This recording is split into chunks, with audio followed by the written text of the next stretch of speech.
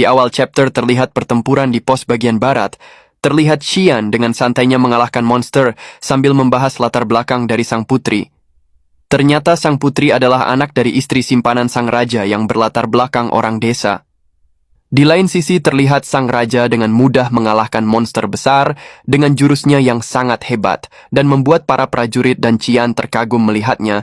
Ternyata sang kaisar dulunya seorang magical level tinggi yang terkenal. Setelah pemusnahan monster di pos bagian barat, Skin pun berpindah memperlihatkan sang kaisar dan sang duke minum bersama. Sambil membicarakan suasana kerajaan yang ia pimpin, sekarang terjadi lonjakan pembunuhan bangsawan dan membuat banyak bangsawan yang gelisah tentang hal tersebut. Sang kaisar menyebut sebuah organisasi bernama Black Fog.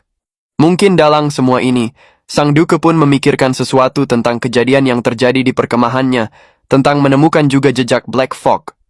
Sang kaisar pun berkata, ternyata mereka telah bergerak juga, kita harus menyelidiki ini. Selain itu, sang kaisar pun memikirkan sesuatu yang lain mengenai putrinya yang banyak bangsawan menyebut ini semua salah sang putri.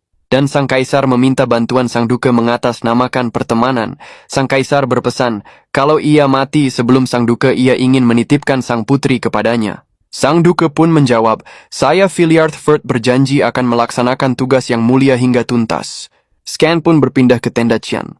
Terlihat Qian dan pelayan pribadinya membicarakan sang putri, namun Qian tidak peduli dengannya dan ingin meninggalkan tenda menuju tempat latihannya. Dan tak lama kemudian, sang putri datang sendirian di tengah hujan mengunjungi tenda Qian. Qian pun kaget dengan kedatangan sang putri. Sang putri berkata, ingin berbicara empat mata dengan Qian setelah dia berdua di dalam tenda. Sang putri membahas kalau Qian pasti akan masuk ke akademik yang sama dengan sang putri dan ingin berteman dengan Qian.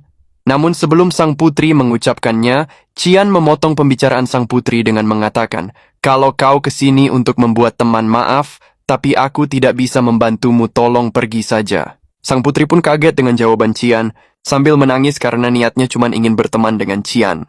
Tuan Putri pun berkata, apakah kamu juga beranggapan kalau aku ini hanya cangkang Tuan Putri saja? Sang putri hendak meninggalkan Qian dan berkata lagi, kamu berbeda dengan Ashel.